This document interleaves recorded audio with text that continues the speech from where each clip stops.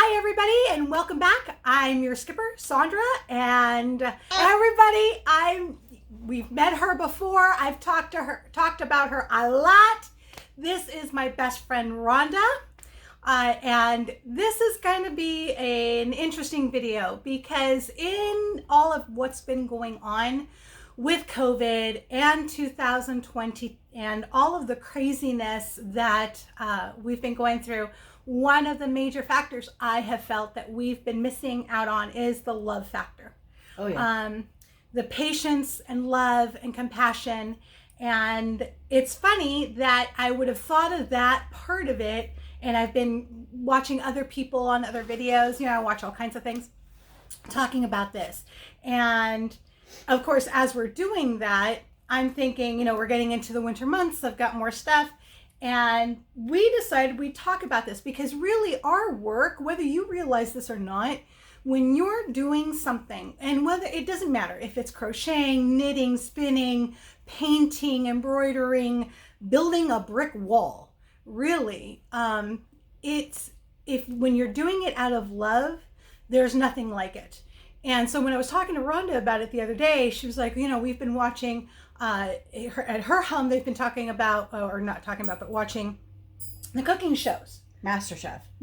Oh, God, I love MasterChef. Yeah, we love MasterChef. I don't cook. They do. Well, Jill does a whole lot. I used to. And I did too when the kids were little. Now I don't have to. Thank you. But they were talking about. So tell me what you and Jill were talking about as far as that's concerned. Well, what they were talking about on the show was it's a competition, if you don't know. And they take 20 home cooks and they go through this competition to find the one master chef. And in this process, one of the things that happens is people get frustrated and aggravated, and it's great. I love the show. Set things on fire. Yeah, that's really fun too. I know, right? But when things explode, it's great. But what people will get angry while they're cooking, and one of the things that shows in their cooking is when they get angry, things don't always turn out right, or so the thing that's very pervasive is cook with love. And when Sandra and I were talking, I referenced that and I said, when I am not invested in a project, when I don't love what I'm working with, when I don't love the pattern, when I don't love the colors, when I don't love who I'm doing this for, it shows. I'm frustrated. I don't want to work on it. The stitching doesn't come out right. And so crocheting with love makes a difference. And so that's kind of where it came from. And it came from this particular project she's working on. So she's has this special person in their lives, and the colors were picked by this one special person for another special person, and we don't want to say who these people are because they could possibly see this at some point. So before it gets gifted, so we can't allude to that. Can't give that away. Right. But this special person picked these particular colors for this other special person, and she was having a really hard time in working with this color scheme. And so let's grab a couple of those skeins. They're gorgeous. It wasn't a color wave, I think that's what you call it. I would have picked. Right. I like the colors themselves, but not this color wave. So this is the first one. Can we see it okay? Yeah. So you've got some great colors, pinks and purples, which I love, and then this one little row of variegated. Here, hold one. I only have two hands. Okay, sorry. Yeah, okay. Your mouth still works. Hold something. Okay. And so you can see these start out very differently. You have very different options to work with, to start with. And getting started was my problem. And these come out of the center. So where do you start? And the pattern. So the crux of it is, first off, she loves the colors, but not necessarily this combination. And then the pattern she was planning on using to make this item was not, it just to these colors. Right, it was just not jiving. So then we started talking about it and talking through it, and she brought up another pattern, and now totally in love with this project. Oh yeah. The whole feeling, her anxiety, believe it or not, there was a level of anxiety. Oh, yeah. Because you want to do this, you want to do a good job, you want to make it pretty, you want this person to enjoy what you're making, and yet you feel frustrated because you can't seem to get all the pieces to fit properly. And so that's what happened with this. And then we found the pattern, and the pattern's gorgeous. So here, put those back over there. And I can't crochet frustrated. And and we'll go on to that. But It's not pretty anyway. I'll let her bring up what she's already started. Okay. So are we looking for the pattern now? But kind of, sort of, yeah. Okay. So this is, oh shit, whoops, sorry. That was the fan. Oh well, we'll get another one. So this is the shawl pattern, and it is a basic 2-stitch pattern, or no, 1 stitch really. It is double crochets, and then this eyelet row right here. And I will list the pattern and the colorway that she's using down below in this, if you happen to like it, down below in the description, so you can find that. But now that she's found this, and she's going to modify it, as we've talked about before, don't be afraid to modify. Oh yeah, that's the best part of crocheting and creating. Right. So one more quick look at this, and then we'll talk about how we're changing it. Okay. So you can already see there's a little bit of change, because in the colorway, you notice there's no variegated, that center one right there that has the white with each of the colors speckled through it. Very good at that. Thank you. Thank you. So what I decided to do, and this, Sandra and I, we worked this through. What I decided to do was, when this is finished, it's very sharp edges, very straight edges. I'm going to soften it up with a tiny little scallop in those, in the white with the variegated colors, to tie it all together. Because while this works and they're great colors and it's all fun, it wasn't coming together the way my brain needed it to be happy with it as the creator. And so putting those scallops with that variegated yarn on the outside of it made it all perfect for me. It made it work. It made me happy. It took away the stress, and then I was fine. And so that's what I did. And then as we were preparing for the video today and we were playing with the pattern some more, I said to Sandra, you know, another thing that would be really fun would be to take the eyelet row and make the eyelet row only the variegated yarn, the white, and then it would tie it together in a different way. So that's where that concept of don't be afraid to change it and be creative and use your ideas comes in. Yeah, and it just changes the whole scheme of things. I've done, and I'll be totally honest, I made a baby blanket for someone years ago, literally years ago, and it's still in my box of gifts. I never gave it to the person, and I don't like that blanket. Honestly, I kept on telling him, I said, I don't even know why I've kept it intact, why I haven't taken it apart and start over, because it's beautiful colors, but I just haven't done that. And I think I will. I don't think, I know I will. So that makes a big difference. And one of the things that I also we wanted to point out, both Rhonda and I today, so this lovely scarf that Rhonda is wearing, this was truly a labor of love, because I found this pattern not as a pattern. I found a diagram, no explanation. I don't even know who made it, nothing. I can't even begin to tell you. I will try to find the link if I can for you, and I will list it below as far as the yarn is concerned. Oh, I think it was Black Sheep Emporium, but it is a silk alpaca. Yes, I think it was. It was Black Sheep. We went shopping together, and I asked you if you wanted the colorway, and you said yes. And she didn't have any idea what I was going to do with it, just that I bought the yarn for her. I didn't even know it was for me at the time. No? Mm-mm. So I lied to you? I'm so good. You are good. But yeah, we do that to each other a lot, but it's fun. I did this, and it was quite I had to actually color the different sections of the diagram so that I could figure it out. But it's a great yarn, because it's not really heavy. You can wrap it around a couple of times, and if you see how it folds over on the edges, so if it were underneath a shirt, she could bring it out over, and it creates like an edge for it. It's gorgeous. So it was really fun. The funnest part was at work during my lunch hours. I'd be working on it, and one of the guys at work comes in and he's like, "You did that with that stick?" It's not a stick, it's a hook. And yes, I did. And he meant it in love. I mean, he meant it in kindness. He didn't mean to be insulting with a stick, but I mean, to him it was a stick, especially because I think I had to use a 3. Yeah, pretty tiny one. This is very delicate. A 3, and so it looks like a stick. It really does, because you don't see the hook head very easily. So I thought that was kind of fun. What are those parts properly called? The tongue and the... Yeah. Yeah, Okay, I forgot. Oh, that's a different video. I've already done that one, remember? And I used that giant hook. Yeah, that was hilarious. That was hilarious. You guys need to find that video, because the anatomy of a crochet hook with a hook as big as you used. It was an interesting visual. Let's put it that way. It was an interesting visual. I had fun with it. Obviously, you'll see it. Yes, you did. So moving on. This is from Rhonda. So one of the fun things is I do make a lot of things, and generally speaking, they're for everybody else. Yeah. I don't make a whole lot for myself. No. And so, nor do I.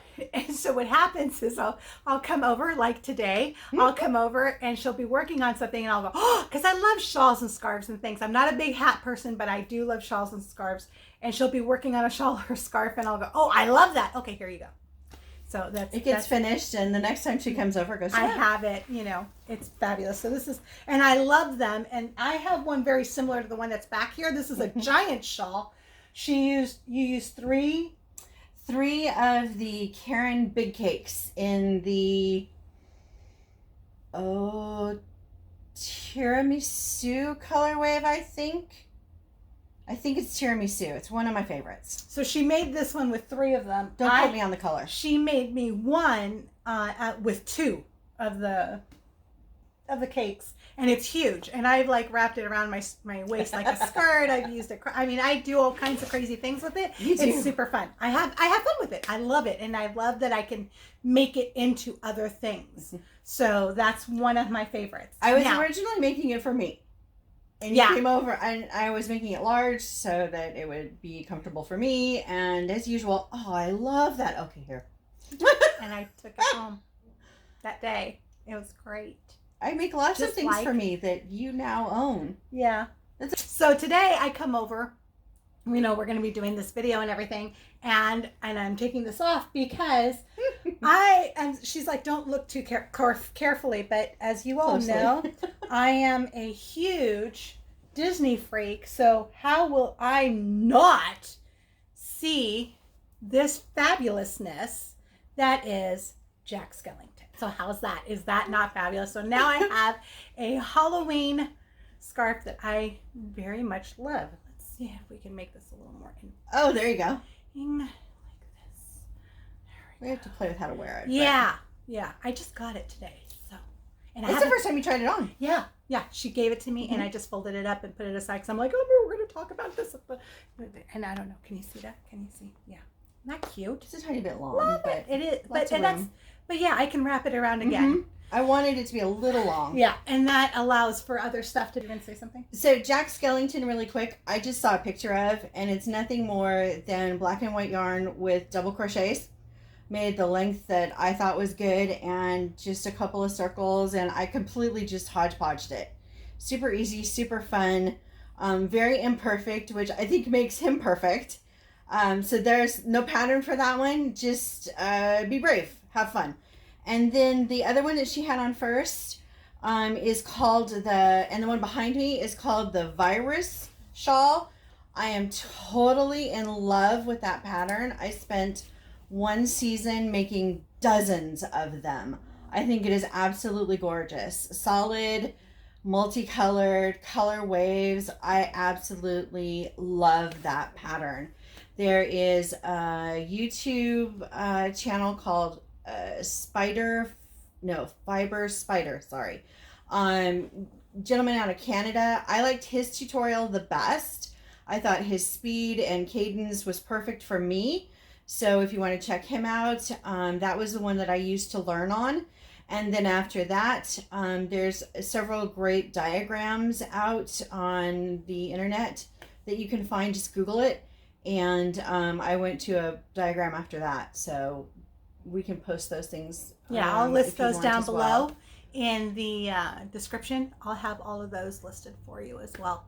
Good times. All right, so when we did our tour of my new yarn room, we were doing the tour, I gave you a sneak peek on an international pattern that I was working on. So that international pattern came from this magazine right here, Crochet Now. Yes. Okay, and as you can see, I tagged a bunch of different patterns that I was really interested in. This magazine happens to come from the UK, and it tells you UK's #1 crochet magazine. Okay, it really does have some beautiful patterns in it, but the one pattern that I was the most interested in for that particular moment was this one. So I thought that was, and I'll list all of this down below. I just loved it, you know, rolling plains, and I thought it was great. Now, again, this is a UK pattern, so every country has their own terminology, not just language, but terminology when it comes to crocheting.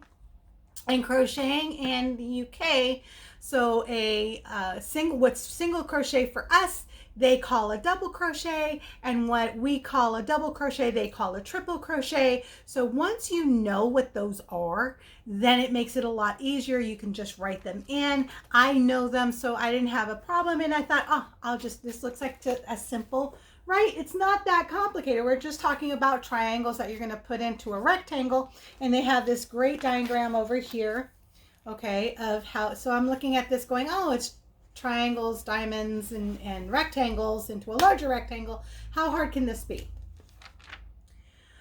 Well, I'm really surprised. The magazine has some beautiful patterns. It's the only pattern I've worked. I did try to find who the designer was, and I couldn't find who the designer was. And I will tell you that the editing of the pattern was very disappointing, because not only did one step miss half of it, and thank goodness I was very confused in how it was written, how the stitch pattern went, because there is no diagram. It's okay, later on in the magazine they talk about diagram. By the way, this was printed back in 2019. I was able to find that out too, so it's about a year later. Understand that a lot is changing very quickly with the crochet environment. We're advancing, we're becoming more cohesive, so things are moving in a general pattern where we all can read it very easily, but it's still not there. Okay. You also commented to me that there was a level of assumed understanding, or what did you call that? Right, and so there's interpretation. Right, and that's part of how it's written. So here in the States, you get a pattern and it'll tell you, and they did it too, but not as repetitively, which good, bad, and different. It's almost an assume that you're going to know that they're talking about skipping a stitch or whatnot. It was so much, even from the very beginning, from the very foundation chain. I did the foundation chain, and row 1, I'm already asking questions because the stitch pattern did not match up with the amount of chains I had. I literally had to count the stitches so that I would come out, and then still had to modify it. I had to do a lot of modifying to this pattern to get the stitches to apply correctly. And that's not good. And what was even funnier is I got to the point where somewhere in the pattern, it just said, do this stitch till you get to the next puff. So to me, in reading this pattern, it was almost like you were reading a novel, and you were listening to the author going, yeah, I'm just tired and I'm over it. I could hear the designer going, okay, I'm just tired of writing. Just do it to the next puff, okay? I'm done. That's how it felt, and it actually made me giggle. I thought it was kind of funny, but on the same token, for somebody who's not versed in it, that can be very frustrating. Of course, I'm talking to Rhonda throughout this process, and Rhonda's like, Rhonda goes, well, you know, what kind of, and I'm thinking, well, I think it's kind of probably maybe you know, an intermediate. They have it labeled as an advanced. And possibly because of that not super clear writing of the pattern. And like I said, I haven't done any of the other ones. There's other ones in here that I'm excited to try out. So now that I know, though, that this is a possibility with this pattern, or with their pattern writing, and maybe this designer, it could be the way that they all do it. I don't know. So it's not a fair judgment to say they all do it this way.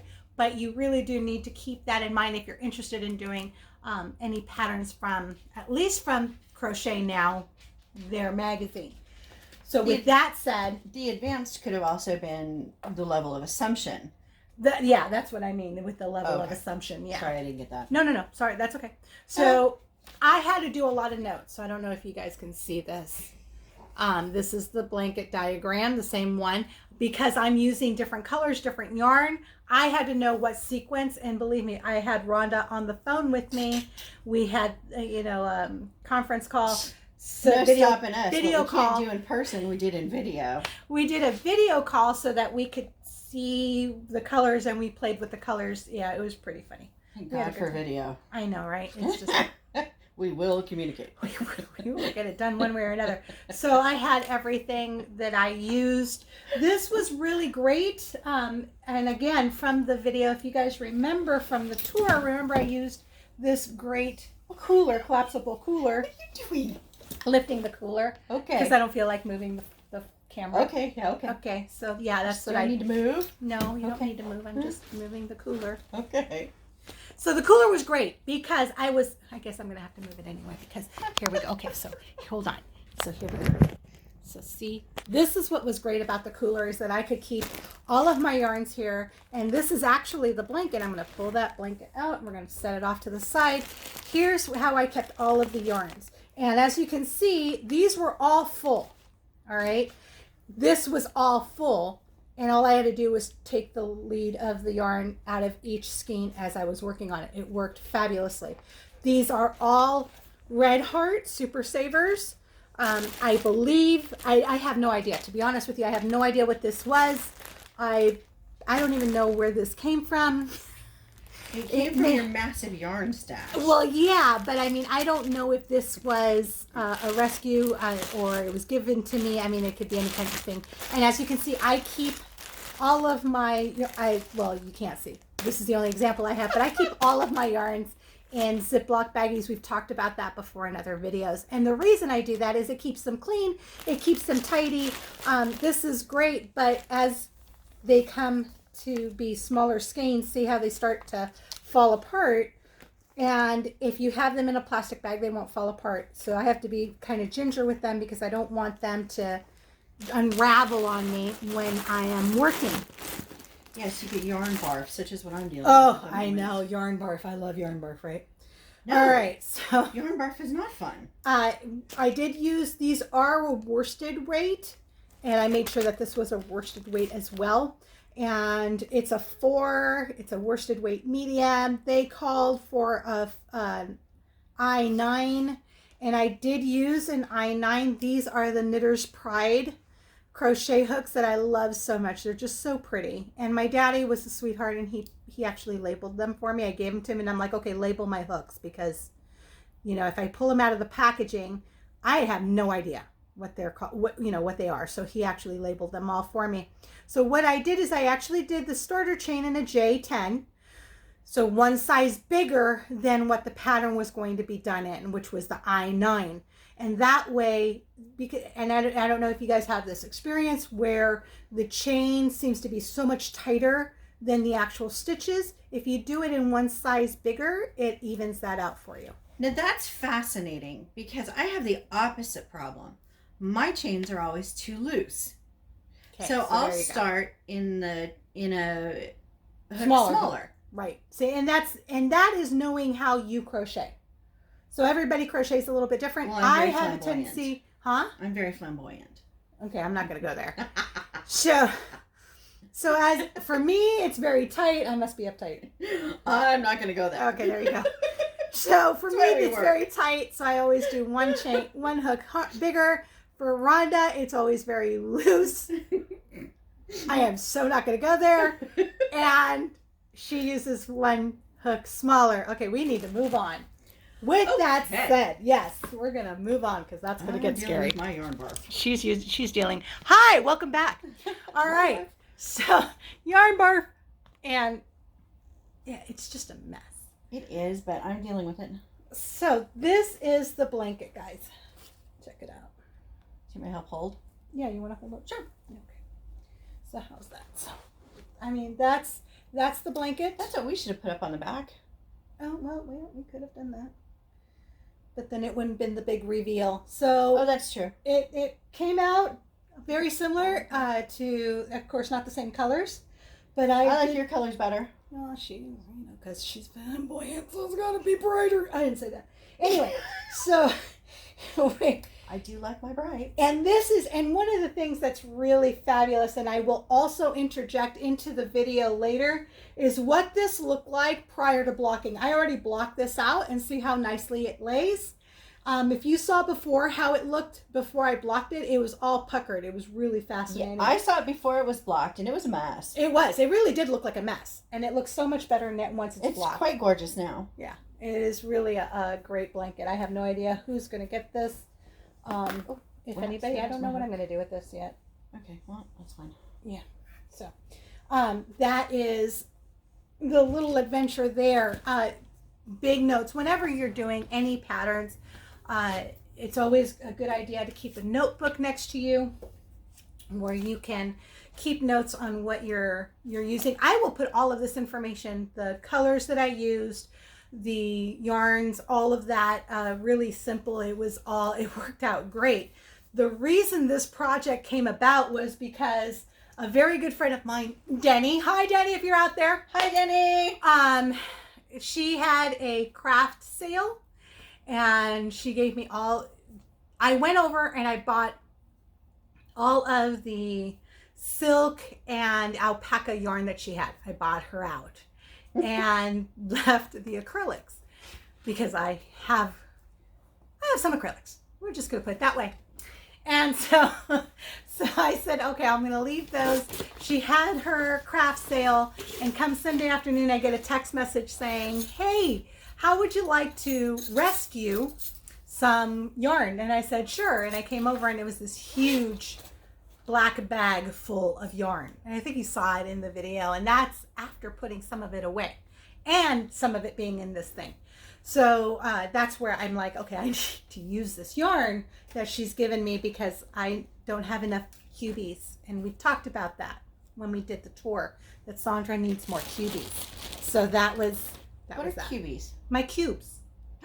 Oh, my yarn cubes. Oh, yes. Yes, I need more cubes. Yes. You need a whole other wall.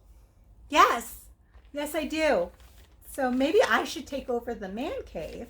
And yes, definitely need to keep notes on what you're doing, what you're using, and it's notes are especially important if you make changes to the pattern you're using. Yeah. Because I know that I am not the meticulous note taker that you are, and I've made just tiny little adjustments that, of course, I forgot about later, and it's like, oh, rats. And one of the things that I do, so in this particular case, they had the part of that step number 14, half of it was missing, so I used a sticky note. So as I was going down, that was my marker on the page, so I knew what step I was on. And then when I got to 14, I had this to complete it. In other places, yes, I just licked my finger. See how here's more sticky notes? That's not COVID compliant. Shut up. So here we had a repeat. So rows 7 through 14 was repeating rows 3 through 6. So I actually wrote those out. So I wrote 7 through 14 and then 3 through 6. So 3, 4, 5, 6, 3, 4, 5, 6, 3. So that way I knew what row number I was on, what the corresponding repeat row it was. So that was very helpful. Those are the kinds of notes that I keep. This one here, section 3A, row 1. Oh, I had to modify the pattern because it didn't match up. The stitches that they were saying to do didn't match up with so I had to tell myself what number I needed, which was 27. And that was just the marker for that last section. So again, notes are really important when you're doing patterns because they really help you out whether you put them on stickies or you put them on in a notebook, whatever that works out. All right, so the last thing I think we're going to talk about today is I've got to share this. And I should have brought the other thing that I got. So I know you guys have heard me talk about Slip Stitch Studios before. And if you guys are listening, I love you. Thank you. And so, I don't get endorsements from anybody. I'm not an affiliate to any of these things that we're referring to at all, except her. I am an affiliate with her. I score things. Affiliates. Okay, I do score things, but I don't have any affiliation to any of these companies. I don't get any kickbacks or anything like that. So it's not like I'm endorsing them because I make money from them. But True. I'm hello.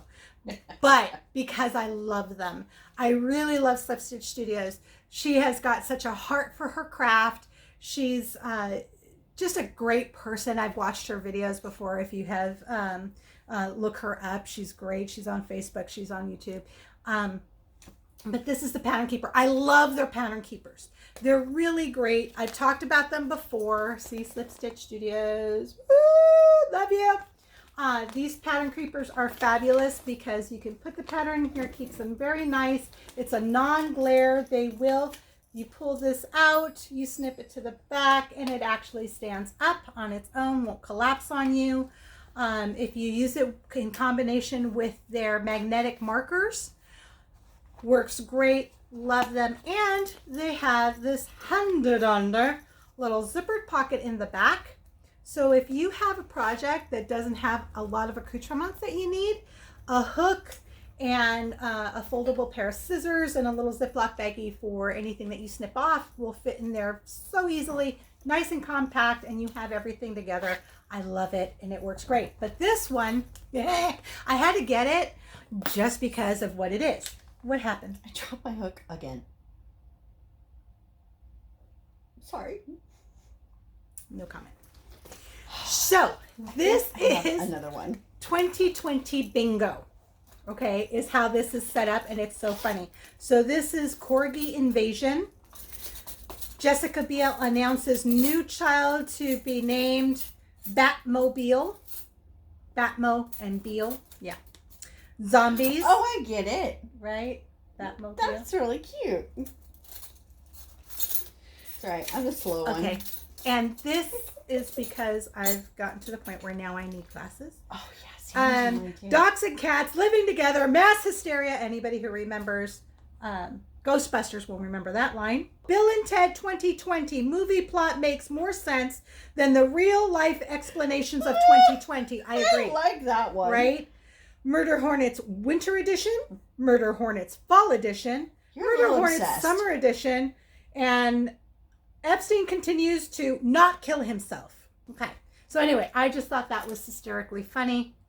Not only is it a great thing, and I had to have it as like a memorial to 2020. So everyone, my thing is, oh, here's something funny. You're going to die laughing on this. So I'm driving home the other day, and for, I'd say, what, a month and a half now, I've been saying, because, this whole bingo thing, I've been saying that we're going to have Godzilla in October. Godzilla's coming in October. Oh, yeah, I've heard that. So I'm driving up my street coming home the other night, and somebody has a Godzilla blow up things that you put on my street, the Godzilla thing. And I almost stopped the car and took a picture of it to send it to you. Go, see, Godzilla is in October. You totally should have sent that to me. That would have been awesome. I was dying. So I called it. You have to take a picture of that and put it on Facebook. Okay. I called it. I've been calling it. I called it. You scared my dog. Sorry, honey. So yes, I called it Godzilla in October. I thought that was hysterical. I just loved that. So that is it for now. Oh my gosh, so much more that I could share. And we'll have to reserve that for next time because this is long enough. All right, guys. So everything that we've talked about today, again, I will list down below. And if you liked this video, hit that like button and subscribe so that you'll know the next time that I have a video out, because goal is to be more consistent. I know I haven't been. This 2020 really just messed me up. I don't know about you guys, but it messed everybody up. I think so too. That's all right. 21's coming. And 21's going to be an adventure. Yeah, we've been friends for like 15 years. Yeah, we've been friends for a little while. Just a little while. Yeah. And the funny thing is that we both live in Oregon, and we met in Oregon, but we both came from Southern California. Yeah, and not very far apart in California either. That's even funnier. Right?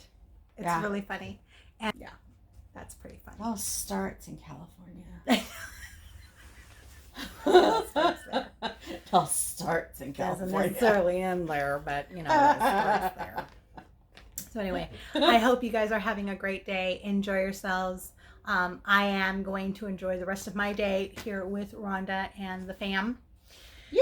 Yay! We're going to be doing more crocheting, and I have more projects. All about the yarn, baby.